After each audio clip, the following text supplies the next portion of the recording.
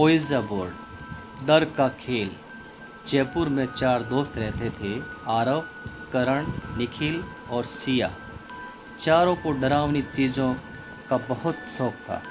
रात में horror video देखना, भूतिया कहानियाँ सुनना, पुरानी जगहों पर जाना उनका पसंदीदा काम था। एक दिन निखिल इंटरनेट पर एक वीडियो देख रहा था। उसमें लोग एक अजीब बोर्ड के जरिए आत्माओं से बात कर रहे थे। उस बोर्ड का नाम था ओइजा बोर्ड। निखिल ने तुरंत अपने दोस्त को फ़ोन किया। भाई, आज रात कुछ मज़ेदार करते हैं, उसने उत्साहित होकर कहा। क्या? करण ने पूछा। ओइजा बोर्ड खेलेंगे। सिया थोड़ा डर गई। ये सब सही नहीं होता। मैंने सुना है इससे बुरी आत्माएं आ जाती है। लेकिन बाकी तीनों हंस पड़े। अरे कुछ नहीं होता है, आरव बोला, सब नकली है। शाम को चारों एक पुराने बंद पड़े घर में पहुंचे। वो घर कई सालों से खाली था। दीवारों पर दरारें थी, अंदर अजीब सी बदबू आ रही थी। निखिल अपने बैग से ओइजा बोर्ड निकालता है। उसने इंटरनेट से देखकर खुद बनाया था।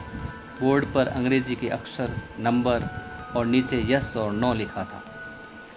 चारों ने मोमबत्तियां जलाई और बोर्ड के चारों तरफ बैठ गए। कमरे में बिल्कुल सन्नाटा था। निखिल बोला, अगर यहाँ कोई आत्मा है तो हमारे सामने आओ। कुछ सेकंड तक कुछ नहीं हुआ। करण हंसने लगा। देखा, मैंने कहा था ना, सब बकवास है। कमरे का तापमान अचानक बहुत ठंडा हो गया। गिलास धीरे धीरे हिलने लगा। चारों के चेहरे का रंग उड़ गया।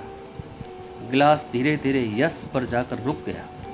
अब किसी की हंसी नहीं निकल रही थी। आरव कांपती आवाज़ में बोला, कौन है यहाँ? गिलास ने तेजी से अक्षरों पर घूमने लगा। ये कौन है? सिया ने पूछा।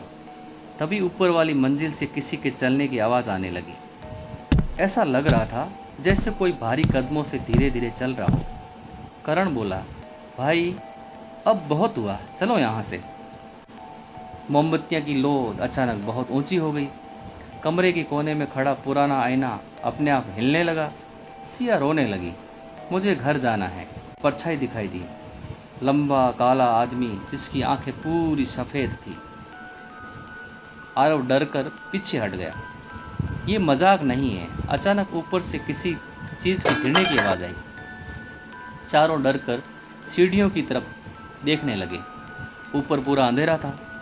फिर धीरे धीरे सीढ़ियों पर कोई नीचे उतरने लगा। हर कदम के साथ आवाज़ और पास आती जा रही थी, लेकिन यहाँ कोई दिखाई नहीं दे रहा था, सिर्फ कदमों की आवाज़। निखिल जल्दी से बोर्ड हटाने लगा। उसे याद आया कि वीडियो में कहा गया था, सेशन ख़त्म करने से पहले आत्मा को अलविदा कहना ज़रूरी होता है। लेकिन अब बहुत देर हो चुकी थी। अचानक सारी मोमबत्तियाँ बुझ गई। पूरा कमरा अंधेरे में डूब गया। सिर्फ ऊपर से किसी की भारी सांसों की आवाज़ आ रही थी। चारों चीख पड़े। उसने ठीक सामने एक आदमी खड़ा देखा। अचानक बोर्ड हवा में उठ गया और दीवार से टकरा कर टूट गया। फिर वो जली हुई आकृति धीरे धीरे सिया की तरफ बढ़ने लगी। सिया जोर से रो रही थी, हमें जाने दो, हमें जाने दो। तभी वो आकृति अचानक गायब हो गई। कमरे में फिर सन्नाटा छा गया। चारों ने मौका देखकर दरवाज़ा खोला और बाहर भाग गए। उस रात के बाद सब बदल गया। करण ने डर के कारण वो शहर छोड़ दिया। सिया कई दिनों तक ठीक से सो ही नहीं पाई।